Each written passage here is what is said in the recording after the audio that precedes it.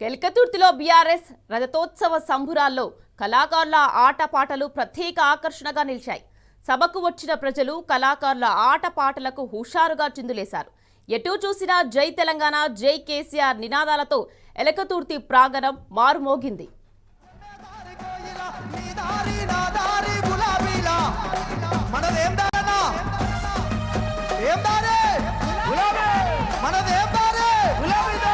గట్టిగా జెండాలని పైకెత్తాలి. ఏం దారి